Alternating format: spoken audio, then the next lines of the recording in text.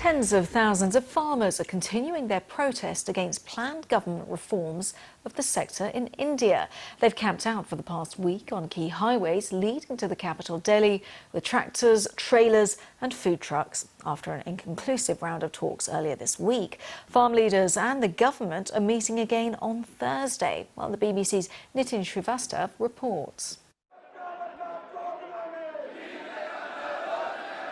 Farmers in India are angry.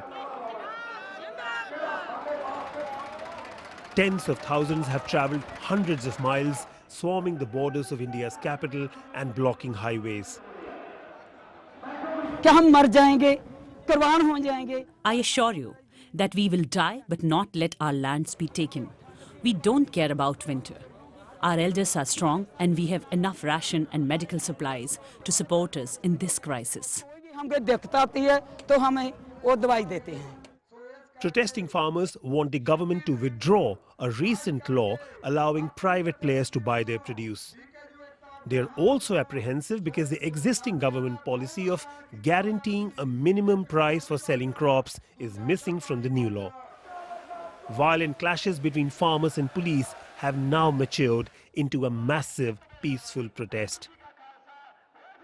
They feel that the government should have consulted each one of them before taking such a big decision which affects their livelihoods, their families and their farmlands. If the local procurement system is abolished, then the farming produce will rot and there won't be any buyers.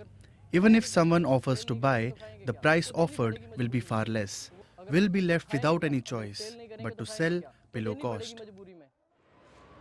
While the government insists that farming reforms will grant more freedom to farmers in selling their produce to private companies, including multinationals, a sense of insecurity remains.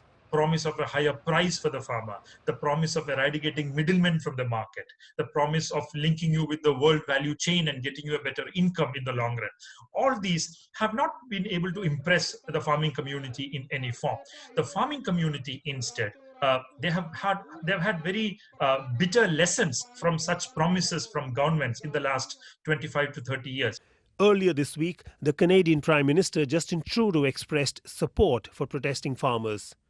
The Indian government reacted sharply, saying it's an internal matter.